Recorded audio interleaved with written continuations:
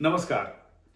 मी वेदमूर्ती ज्योतिषाचार्य वास्तुतज्ञ अनंत पांडवगुरुजी, जगदंब ज्योतिष अनंत पांडवगुरुजी या यूट्यूब चॅनलमध्ये आपणा सर्वांचं सहर्ष स्वागत आहे.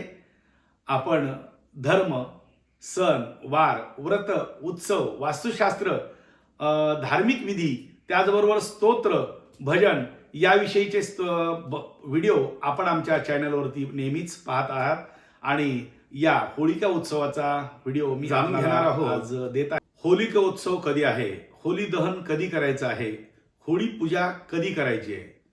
कारण अनेक जणांच्या मनामध्ये संभ्रम निर्माण होत आहे की 2 तारखेला पौर्णिमा आहे की 3 तारखेला पौर्णिमा आहे. मग होलिका दहन आपल्याला कधी करायचे याविषयी अनेक जणांना जाणून घ्यायची उत्सुकता निर्माण झालेली आहे. त्यानुसार शास्त्रामध्ये ज्याप्रमाणे सांगितलं आहे की होलिका दहन कधी करावं हे मी आपणासमोर सांगतोय. 2 तारखेला संध्याकाळी 5:56 चतुर्दशी आहे व संध्याकाळी 5:56 ही पौर्णिमा चालू होत आहे आणि 3 तारखेला संध्याकाळी 5:08 पौर्णिमा आहे.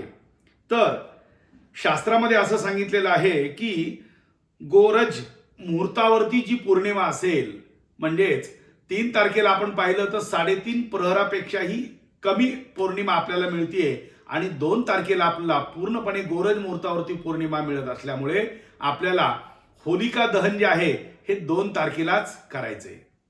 मग शास्त्रामध्ये काय सांगितलं, आपल्या धर्मसिंधू ग्रंथामध्ये एक श्लोक आलेला आहे आणि त्या श्लोकामध्ये सांगितलेलं आहे की जर कधी काळी होलिका दहन जे आहे, होळी पौर्णिमा आहे, होळी पौर्णिमेच्या दुसऱ्या दिवशी जर ग्रहण आलं असेल तर आदल्या दिवशी जी गोरज मुहूर्तावरती पौर्णिमा असेल त्या पौर्णिमेवरती आपल्याला ही होलिका दहन करायचं आहे. त्याचा श्लोक प्रमाण असं आहे, इदम चंद्रग्रहणम सत्वे वेदमध्ये कार्ये ग्रस्तोदये परदिने प्रदोषे पौर्णिमा सत्वे ग्रहणमध्ये एवं कार्यम अन्यथा पूर्वदिने. असं धर्मसिंधूमध्ये सांगितलंय. पूर्वदिने म्हणजे आदल्या दिवशी करायला पाहिजे आहे. म्हणजेच 2 तारखेला आपल्याला 2 मार्च रोजीच आपल्याला ही होलिका दहन करायचं आहे. मग ह्या होलिका दहनाचं मुहूर्त काय आहे तर गोरज मुहूर्तावरती करायला सांगितलं आहे. त्यामध्ये अजून एक शंका उत्पन्न होती अनेक जणांच्या मनामध्ये की भद्रा जे असेल त्या भद्रावरती होलिका दहन करायचं का. तर गोरज मुहूर्तावरती भद्रा काल आरंभ होत आहे आणि जशी पौर्णिमा लागते त्यावेळेस भद्रा ह्या आरंभ होत असतात आणि मग या भद्रा काल आरंभाच्या वेळेला पुढील 2.5 तास आपण ह्या होलिका दहन हे करू शकतो. म्हणजेच 5:56 पासून साधारण 8:30 वाजेपर्यंत आपण होलिका दहन हे करायचं आहे. होलिका दहनाचा जो प्रमुख मुहूर्त आहे तो संध्याकाळी 5:58 ते संध्याकाळी 8:30 आपलं हे होलिका दहन विशेष. होलिका दहन करताना आपल्याला आपल्या कुटुंबातील सर्वांना उत्तम आरोग्य प्राप्ती व्हावी याकरता काय करायचंय तर 5 लवंगा, 5 वेलची, 7 गोमती चक्र, भीमसेनी कापूर हा हातामध्ये घेऊन प्रत्येक व्यक्तीने ही एक वस्तू हातामध्ये घ्यायची आणि उत्तम आरोग्य प्राप्तीची होलिकाकडे प्रार्थना करायची, अग्नीकडे प्रार्थना करायची आणि आपल्या शरीरावरती 7 वेळा ह्या वस्तू भ्रमण करून ह्या होलिकेमध्ये आपल्याला अर्पण करायचे आहेत.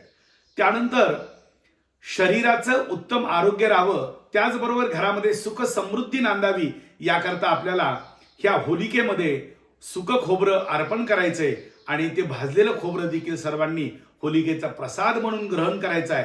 आणि दुसऱ्या दिवशी ह्या होलिकेचं जे भस्म आहे ते आपल्या घरामध्ये आणून घरामध्ये सगळीकडे आपल्याला त्याचं सिंचन करायचे, घरामध्ये शिंपडायचे, सर्वांनी आपल्या कपाळावरती लावायचं आहे, जेणेकरून या होळीमधील जी सकारात्मक ऊर्जा आहे ती आपण आपल्या घरामध्ये व आपल्या शरीरावरती धारण करून आपला या होलिकेकडून उत्तम आरोग्याची कामना आपली पूर्ण करून घ्यायची आहे. हा देखील उपाय आपण निश्चित ह्या होलिका दहना दिवशी करायलाच हवा.